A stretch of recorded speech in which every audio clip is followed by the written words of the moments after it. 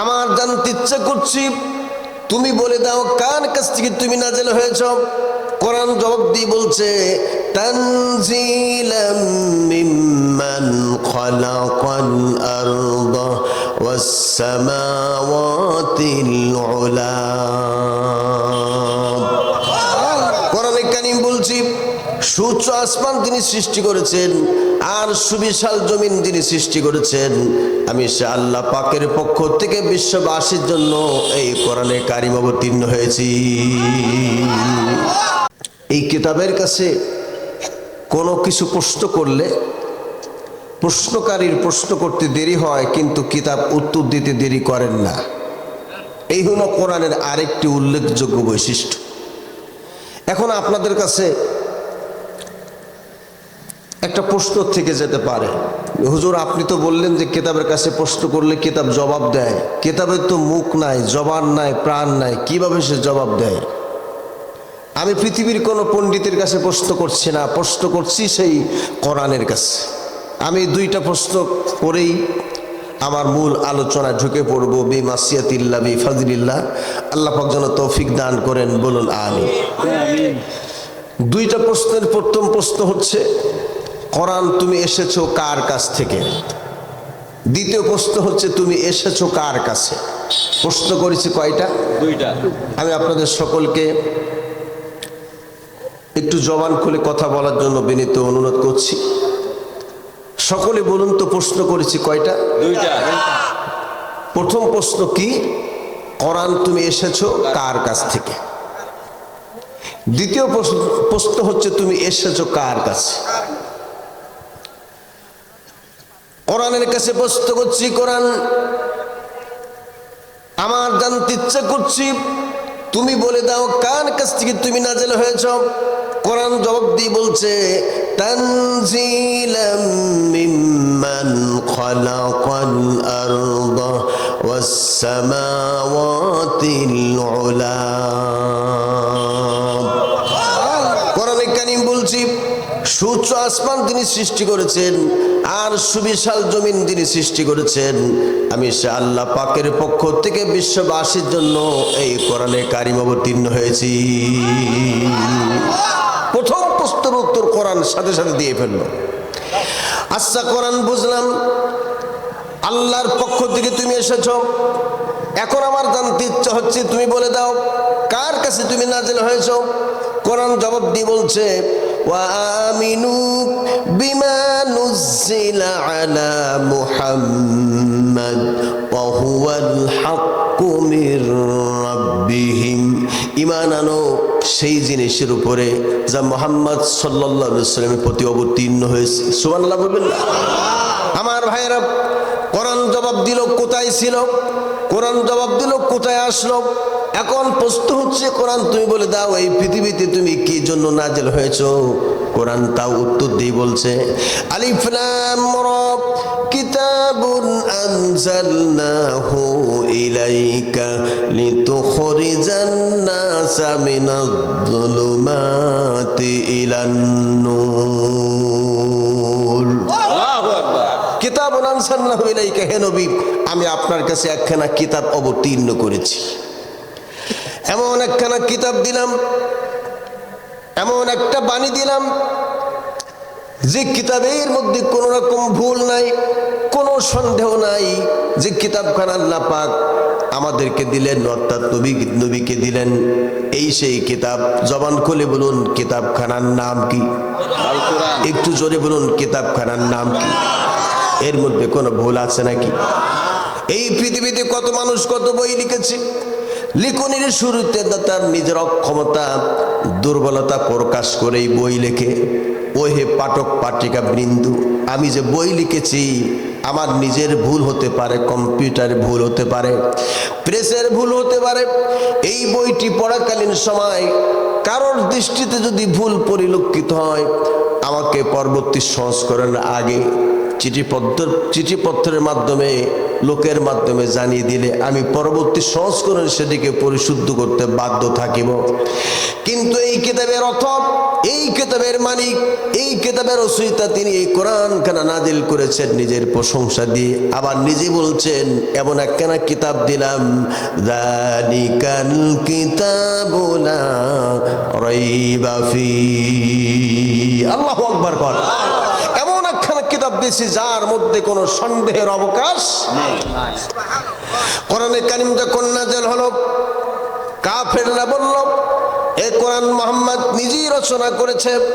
আমার শ্যামনগরের ভাইরা একটু জবান খুলে বলুন, এই কোরআন কি আমার নবীর বানানো না নবীর? এই কিতাব কার কিতাব? আরো আসতে বলুন, কোরআন কার কিতাব? কাফেররা যখন বলল এই কিতাব নবী রচনা করেছে, এবার একটু আপনাদের কাছে জানতে চাই, আমার নবী কোন কলেজে পড়েছেন? পড়েন নাই? আন্দাজেই বলছেন। আমার নবী কোন মাদ্রাসায় পড়েছেন? এই পৃথিবীতে কোনো কলেজ, কোন ভার্সিটি, কোন মাদ্রাসা, কোন মক্তব, কোন পাঠশালায় নবীজি পড়েন নাই। এরপর নবীজি বলেছেন, ইন্নামা বুইস্তু মুআল্লিমা, আমি মানবতার জন্য শিক্ষক হিসাবে প্রেরিত হয়েছি। সুবহানাল্লাহ। পাইনা আমার ভাইরা, কাফেররা নবীকে অপবাদ দিল। কাফেররা বলল মুহাম্মদ নিজেই কোরআন বানিয়েছে। এই কথা শুনে নবীজি কষ্ট পেলেন, বেদনা পেলেন। নবীজি সিজদায় পড়ে কেঁদে কেঁদে বললেন, রব্বুল আলামিন, আমি তো পৃথিবীতে কোনো জায়গায় লেখাপড়া করি নাই, আমার কোনো উস্তাদ তো পৃথিবীতে নাই। এরপর আমার আপন চাচা পর্যন্ত বলছে মুহাম্মদ নিজেই কোরআন বানিয়েছে। আল্লাহ রাব্বুল আলামিন নবীর কষ্ট লাঘব করার জন্য, নবীর কষ্ট দূর করার জন্য আল্লাহ পাক সর্বশেষ নবীকে জানিয়ে দিলেন, নবী আপনার জবান থেকে আমি সব কষ্ট দূর করে দিব। ওয়া ইন কুনতুম ফি রাইবিম মিম্মা নাযালনা আলা আবদিনা ফাতু বিসূরাতিম মিন মিসলি ওয়াদউ শুহাদাআকুম মিন দুনিল্লাহি ইন কুনতুম সাদিকিন। আমি আমার বান্দার প্রতি যে কিতাব নাজিল করেছি, এই কিতাবের মধ্যে কোনো সন্দেহ আছে এটা যদি তোমাদের মনে হয়, তাহলে ফাতু বিসূরাতিম মিন মিসলি, কোরআনে কারীমের ছোট্ট সূরার মধ্যে করে একখানা সূরা তোমরা বানিয়ে নিয়ে আসো। আমার ভাইয়েরা, আল্লাহ নবী, বিশ্ব নবী জনাবে মুহাম্মদ রাসূলুল্লাহ সাল্লাল্লাহু আলাইহি ওয়াসাল্লাম, তিনি কোরআনে কারীমের সর্বকনিষ্ঠ সূরা হলো সূরা আল কাউসার। বলুন তো সূরাটার নাম কি? সূরা আল কাউসার। কি আপনাদের কথা বলতে সমস্যা আছে? মনে হয় সমস্যা এখনো রয়ে গেছে। আমার ভাইয়েরা, আস্তে করে আমি আপনাদের কথা বোঝাবো। বিশ্বনবী আল্লাহ পাকের পক্ষ থেকে নাজিলকৃত সূরা কাবা শরীফের দেওয়ালে স্বর্ণ করে লিখে দিলেন, ইন্না আতাইনাকাল কাউসার ফাসাল্লি লিরাব্বিকা ওয়ানহার ইন্না শানিআকা হুয়াল আবতার। আমার মনে হচ্ছে এই এলাকায় কোরআন শরীফ পড়লে গুনাহ হয়। সত্যি কি গুনাহ হয়? যদি গুনাহ হয় তাহলে আপনাদের ভয় পাওয়ার কোনো সুযোগ নাই। আমার মোবাইল নম্বরে ফ্ল্যাক্স সিলেক্ট করে দিবেন, কোনো আপত্তি নাই। বিশ্বনবী জনাবে মুহাম্মদ রাসূলুল্লাহ সাল্লাল্লাহু আলাইহি ওয়াসাল্লাম বলেছেন, কোন ব্যক্তি যদি কোরআনে কারীমের একটা হরফ পড়ে, আল্লাহ পাক তার আমলনামায় সওয়াব দেয় প্রতি হরফের বিনিময়ে 10টা। সুবহানাল্লাহ বললেন তো ঠিক আছে। কিন্তু বিশ্বনবীর আরেকখানা হাদিস আছে, আল্লাহ নবী বলেছেন, কোন ব্যক্তি যদি কোরআনের কিরাসি, কোরআনের দাসে বসে কোরআনে কারীমের একটা হরফ তিলাওয়াত করে, আল্লাহ পাক সঙ্গে সঙ্গে তার আমলনামায় প্রত্যেকটি হরফের বিনিময়ে নগদ 100 করে নেকি লিখে দেয়। সুবহানাল্লাহ। খুব জোরে পড়লাম কিন্তু কোরআন বললাম না, দুঃখিত। পড়ুন আমার সঙ্গে সবাই, ইন্না আতাইনাকাল কাউসার ফাসাল্লি লিরাব্বিকা ওয়ানহার ইন্না শানিআকা হুয়াল আবতার। আল্লাহ নবী এই সূরাটি কাবা শরীফের দেওয়ালে লিখে দিলেন আর বললেন, তোমরা যারা আমাকে দোষারোপ করছো আমি নাকি কোরআন বানিয়েছি, আমার পক্ষে যদি কোরআন বানানো সম্ভব হয়, আমিও যেমন মানুষ তোমরাও তো তেমন মানুষ। আমি যেমন বাজার যাই তোমরাও তেমন বাজারে যাও। আমি যে প্রক্রিয়ায় বিবাহ শাদী করি তোমরাও সেই প্রক্রিয়ায় বিবাহ শাদী করো। আমার যে প্রক্রিয়ায় সন্তান হয় তোমরাও সেই প্রক্রিয়ায় সন্তান, ভূমির সন্তান এই পৃথিবীতে পাঠাও বা লালন পালন করো।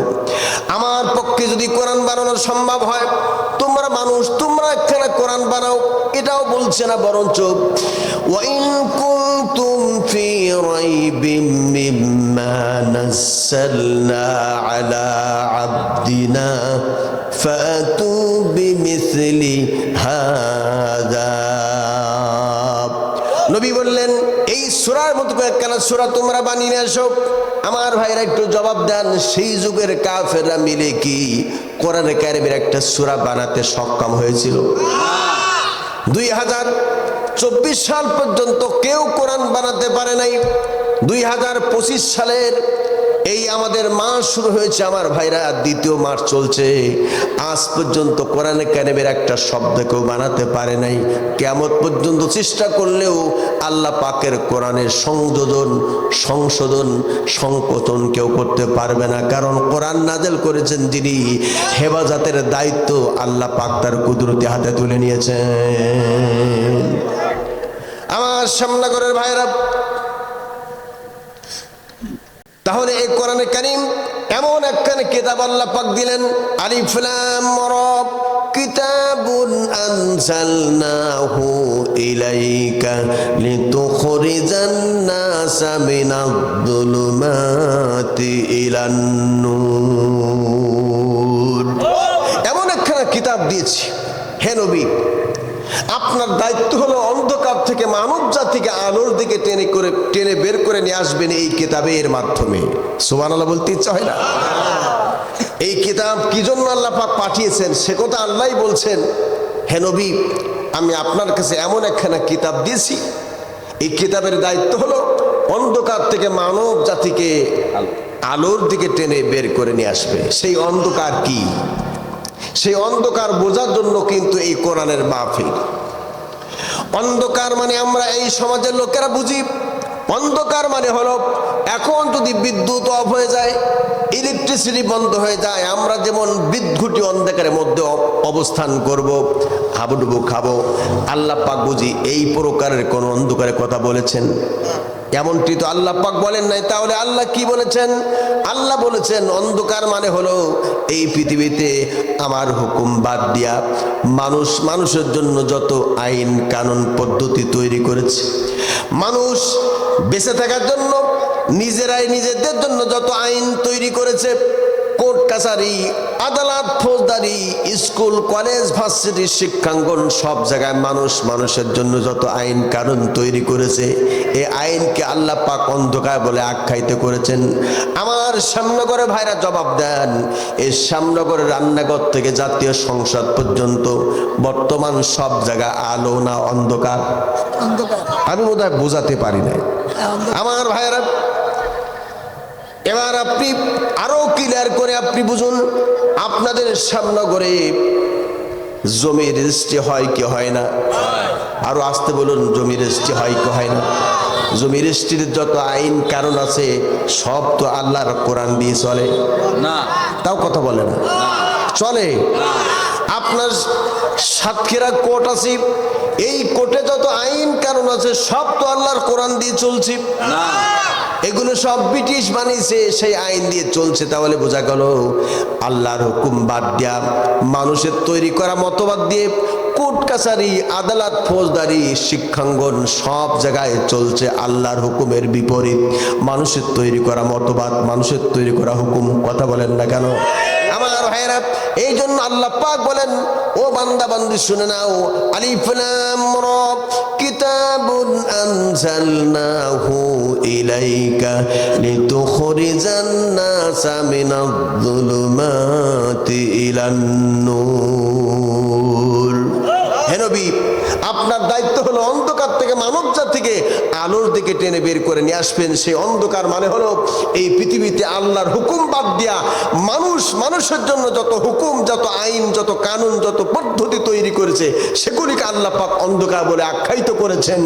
যা গত 16টি বছর ধরে মানুষকে বোঝানো হয়েছিল কোরআন দিয়ে কখনো মানুষের শান্তি আনয়ন করা যায় না, মানুষের তৈরি করা মতবাদ দিয়ে নিজের জীবন, নিজের সমাজ, নিজের সংসার, নিজের রাষ্ট্র পরিচালনার জন্য পাগল পারা হয়ে শেষ পর্যন্ত এমন পরিণত হয়েছে, কোথায় পালিয়েছে ইঁদুরের গর্ত পর্যন্ত খুঁজে পাওয়া যাচ্ছে না তাদের।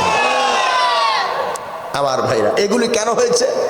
কোরআনে কারীম প্রমাণ করেছি, আফাতুমিনুনা বিবাদিল কিতাবি ওয়া তাকফুরুনা বিবাদ ফামা জাযাউ মান ইয়াফআলু যালিকা মিনকুম ইল্লা খিজুন ফিল হায়াতিদ দুনিয়া ওয়া ইয়াউমাল কিয়ামাতি ইউরাদ্দুনা ইলা আশাদ্দিল আযাব। আল্লাহু আকবার বল।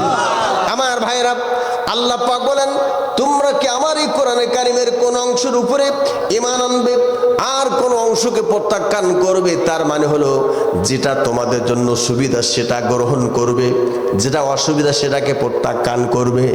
এটা যেমন এই পৃথিবীতে যারা বলেছিল আমার নেতৃত্ব রাত্রে তাহাজ্জুদ নামাজের একই উজুতে ফজরের নামাজ আদায় করে, আবার সকালে উঠে জায়নামাজের বিছনা অনুসন্ধান করে কোরআনে কারীম তেলাওয়াত করে।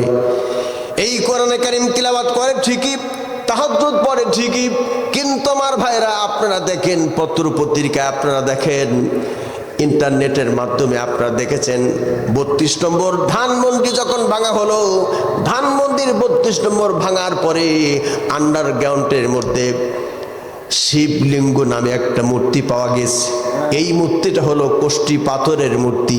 আমার ভাই, রাজা স্বর্ণের থেকে আরো বেশি মূল্য। তার মানে হলো 16টি বছর ধরে ক্ষমতা ছিল, মানুষ কি মূর্তি পূজা কেমন এটা বোঝাবার জন্য তারা এজেন্ডা বাস্তবায়ন করতে চেয়েছিল 41 সাল পর্যন্ত। যদি 41 সাল পর্যন্ত থাকতে পারত, হিন্দু যে কাকে বলে মানুষকে বাধ্য করত জোর করে তারা হিন্দু বানাতে। কথা বলেন না কেন? কাজেই বাংলার 14.5 কোটি তৌহিদি জনতা, শাহজালালের সেই সৈনিকেরা ঐক্যবদ্ধ ভূমিকা পালন করে বাংলার বৈষম্য বিরোধী ছাত্র আন্দোলন সহ কওমি আলিয়া স্কুল, কলেজ, ভার্সিটির সবাই ঐক্যবদ্ধ ভূমিকা পালন করে যখন তার গৃহটি ঘেরাও করে ফেলেছে, তখন আমার বুবুজান এমন উড়াল দিয়ে চলে গিয়েছে, এক উড়ালে দুলাবার কাছে যাইতে বাধ্য হয়েছে।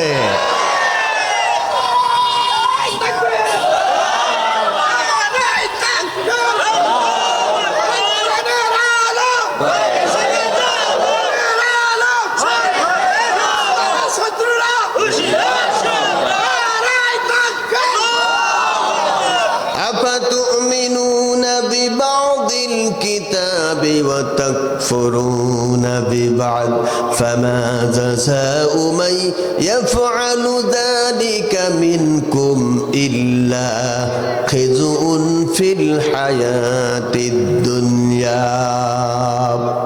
এই দুনিয়াতে তারা লাঞ্ছনা গঞ্জনার জীবন যাপন করবে, এমন লাঞ্ছনা গঞ্জনার জীবন যাপন তারা করেছে, তারা আতঙ্কে থাকতো সব সময়। যদি শ্যামনগর কোনো মসজিদে এমনকি জাহাজ ঘাটায়, এই মসজিদে এখানে বোধহয় আমি এখান থেকে 8-9 বছর আগে একবার এসেছিলাম।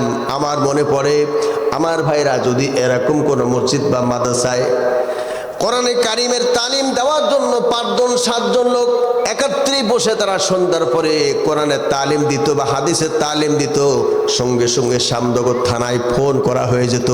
ওখানে কিন্তু নাশকতার জন্য রাষ্ট্রের বিরুদ্ধে কিন্তু তারা ষড়যন্ত্র করছে। ওদেরকে ধরে নিয়ে থানায় নিয়ে রিমান্ডে নিয়ে পরের দিন সাতক্ষীরা জেলখানায় তাদেরকে চালান দেওয়া হয়েছে। আমার ভাইরা, তারা যখন ভাত খাইতো তখন ভাতটা টিপে টিপে খাইতো, এর মধ্যে ওরা আছে নাকি? এ কথা বলা না? আমার ভাইরা, একটি মাত্র আতঙ্ক তারা ছিল। এই আতঙ্ক হলো বাংলাদেশে একটি জনগোষ্ঠীকে, একটি দলকে, একটি কাফেলাকে তারা হীন দুর্বল করে সারা জীবন ক্ষমতার মসনদ তারা টিকে রাখতে চেয়েছিল। আমার ভাইরা, কোরআনে কারীমটা প্রমাণ করছি, ইন্না ফিরআউনা আলা ফিল আরদি ওয়া জাআলা আহলাহা শিয়াআন ইস্তাদঈফু তাইফাতাম মিনহুম ইউযাব্বিহু আবনাআহুম ওয়া ইস্তাহয়ী নিসাআহুম ইন্নাহু কানা মিনাল মুফসিদিন। আমার ভাইরা, আল্লাহ পাক বলে নিশ্চয় ফিরআউন আদিষ্ট হয়েছিল, ভূমিষ্ঠ হয়েছিল মিশরে ভূমিষ্ঠ হওয়ার পরে ফিরআউনের দুইটা এজেন্ডা ছিল। এক নম্বর এজেন্ডা হলো সেই দেশের জনগণকে বিভিন্ন দলে বিভক্ত করে দিয়ে একটা জনগোষ্ঠীকে হীন দুর্বল করে তাদের নামে মিথ্যা দোষ চাপায় দিয়া তাদেরকে দুনিয়া থেকে নিশ্চিহ্ন করার জন্য ফিরআউন যেভাবে ষড়যন্ত্র করেছিল, নব্য ফিরআউন যারা পালিয়ে চলে গিয়েছে তারা ফিরআউনের মতো করে একটা গোষ্ঠীকে, একটা সংগঠনকে, একটা দলকে এই দুনিয়া থেকে নিশ্চিহ্ন করার জন্য একই পদ্ধতি অবলম্বন করতে গিয়ে নিজেরা পালিয়ে গিয়েছে। রান্না করা খাবার পর্যন্ত খাওয়ার ভাগ্য আল্লাহ তাদের দেয় নাই। মনে হয় দুই একজনের অসুবিধা হবে এই কথাগুলি শুনে। না, আমি এগুলি বাদ দিয়ে অন্য কথা বলি।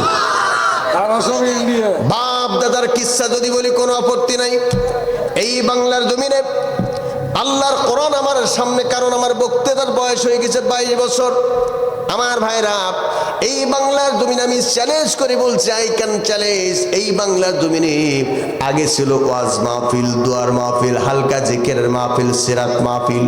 এই বাংলা জমিনের সর্বপ্রথম তাফসীর মাহফিল যিনি নামকরণ করে কোরআনের তাফসীর শুরু করেছিলেন তিনি হলেন তামাম পৃথিবীর মানুষের কাছে কোরআনের পাখি বলে পরিচিত, তিনি হলেন আল্লামা দেলোয়ার হোসেন সাঈদী। এই পৃথিবীতে একমাত্র ব্যক্তি, কাবা শরীফে 3 ব্যক্তির জানাজা হয়েছে আজ পর্যন্ত। সেই 3 ব্যক্তির মধ্যে একটি হলো গায়েবানা জানাজা, আল্লামা দেলোয়ার হোসেন সাঈদীর গায়েবানা জানাজা কাবা শরীফে হয়েছে।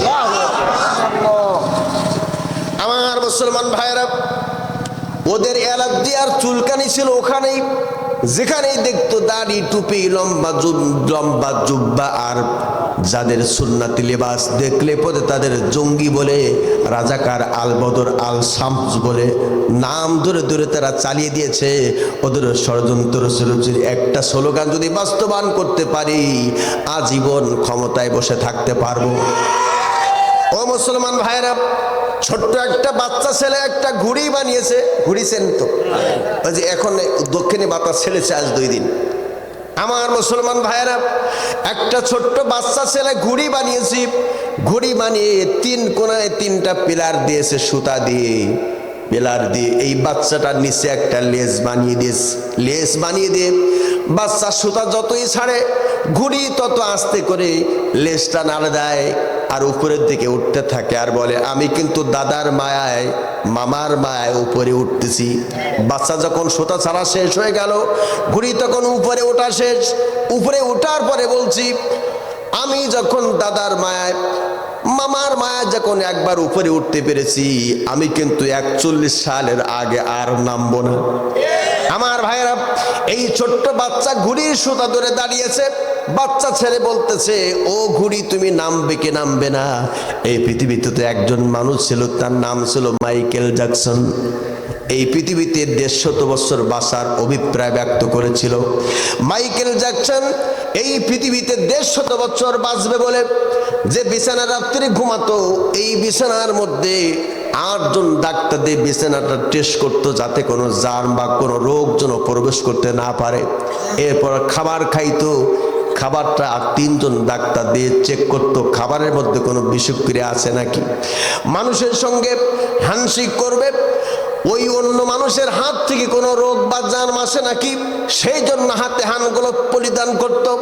কোথাও গেলে পরে যে গাড়িতে উঠতো, সে গাড়িতে 3 জন ডাক্তার চেক করতো তার ইচ্ছা ছিল 150 বছর পৃথিবীতে বাঁচবে, কিন্তু মাইকেল জ্যাকসনের 150 বছরকে আল্লাহ পাক 3 ভাগে বিভক্ত করে দিয়ে 50 বছরে তার ইতি সমাপ্ত হয়ে গেল। মাইকেল জ্যাকসন 50 বছরে পৃথিবী থেকে বিদায় নিয়ে চলে গেল। আমার ভাইরা, পতিত স্বৈরাচার এই নব্য ফিরাউন এই পৃথিবীর জমিনে একমাত্র একটি রাষ্ট্র, যে রাষ্ট্রের সব থেকে মানুষেরা বেশি কষ্ট পেয়েছে, নির্যাতনের শিকার হয়েছে, এই রাষ্ট্রের নাম হলো বাংলাদেশ। কথা বলেন না কেন? আমার ভাইয়েরা, আমার বন্ধুরা, তারা চেয়েছিল 41 সাল পর্যন্ত ক্ষমতার মস্তক যে কোনোভাবে তারা দখল করে রাখবে। সেই জন্য শেষে 3টা বার তারা কোনো নির্বাচন দেয় নাই। আমি আপনাদের সামনে শপথ করে বলতে পারি, এখানে যদি কোনো ভোট কেন্দ্র থেকে থাকে, এই ভোট কেন্দ্রেই রাতের আগে তারা খবর দিয়েছে, মাইকিং করে বলেছে, যদি আমাদের নির্দিষ্ট প্রতীকে ভোট দিতে পারো তাহলে কেন্দ্রে আসো, তা না হলে যদি অন্য প্রতীকে ভোট দিতে আসো ঠেঙের নলা উড়াই দিব। এই কথা বলেন না কেন? আমার মুসলমান ভাইরা, এমন বৈষম্য আচরণ, এমন নির্যাতন যা ফিরাউন কখনো করে নাই। এরা এগুলি করার পরে আল্লাহ পাক বলেন, আমি তোদের বিদায় ঘন্টা বাজিয়ে দিয়েছি, আমি তোদেরকে 41 সাল পর্যন্ত থাকতে দেই নাই। মাঝখান থেকে কর্তন করে আমি আল্লাহ পাক 24 সালের ভেতরে আমি তোদেরকে এমন পতন করে দিয়েছি, যদি একটা দল এই দেশে নির্বাচন করার পরে যদি হেরে যায়, তারা বিরোধী দলে থাকে, তাদের আবারও সংগঠিত হওয়ার সুযোগ আছে। কিন্তু আমার ভাইরা, এমন পতন তাদের হয়েছে, আগামী 100 বছর পর্যন্ত তাদের কোনো খবর থাকবে না। কারণ যা কিছু করে এই করার মালিককে। আরো জোরে বলেন, মালিককে। সুতরাং আমার কাউয়া কাকা বলেছিল খেলা হবে, আমরা সেদিন বলেছিলাম তোমার চ্যালেঞ্জ আমরা গ্রহণ করলাম, আমরাও একদিন খেলতে চাই। আজকের বলতে চাই, তুমি কেন পালিয়ে গিয়েছো? আমরা তো খেলতে চাই। আমরা কি ফাঁকা ময়দানে খেলা করব নাকি? ফিরাউন যত বছর ক্ষমতায় ছিল, ফিরাউনের 500 বছরের মধ্যে কোনোদিন সর্দি কাশি হয় নাই, কিন্তু ফিরাউন কখনো পালিয়ে যায় নাই। ও বাবু, তোমরা পালিয়ে গেছো কেন? খেলবো কার সঙ্গে আমরা?